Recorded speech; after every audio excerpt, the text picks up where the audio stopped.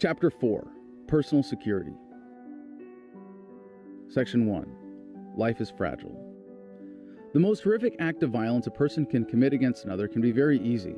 To take someone's life is not especially difficult. In a world dominated by professional killers and violent fantasies, it makes sense that most people have an exaggerated sense of how difficult it is to kill someone and how invulnerable they are. Rarely do we actually consider how easy it would be to kill someone because the thought of ending another person's life is so repulsive. Our lives are in each other's hands every moment of every day simply by the nature of the human experience. We are not just interdependent in many practical ways, we also live at the pleasure of nearly everyone else. The fact that murder is so rare among humans suggests that we want to be surrounded by happy, healthy people.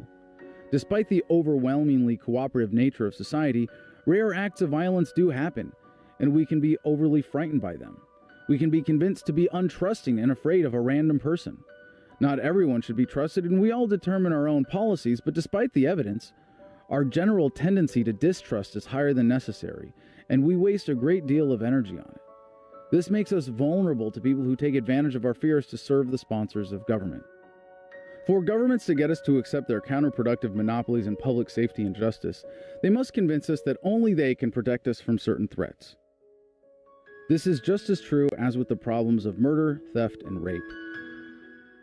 The threat of random interpersonal crime is a real one, but the answer to it is not to turn to an organization that promises to steal from us. Turning to government for protection from thieves says, "My neighbor might steal from me, so I'll trust the government to steal from everyone, so if my neighbor steals from me, he might be locked in a cage for a while." Turning to government for protection from murderers says, "My neighbor might kill me, so I'll let the government steal from me so they can hire someone in a costume to come write a report about it afterwards." Life is risky. Risk leads to fear. Fear makes us vulnerable. Acceptance of the riskiness of life makes it possible to be brave enough to question those who would promote fear. When we try to deny the riskiness of life, either in our minds or through government policy, we only make it worse. Rather than living in fear or in resistance, simply by embracing the cooperative nature of life, we can protect ourselves from the very real threat of a society devoid of trust.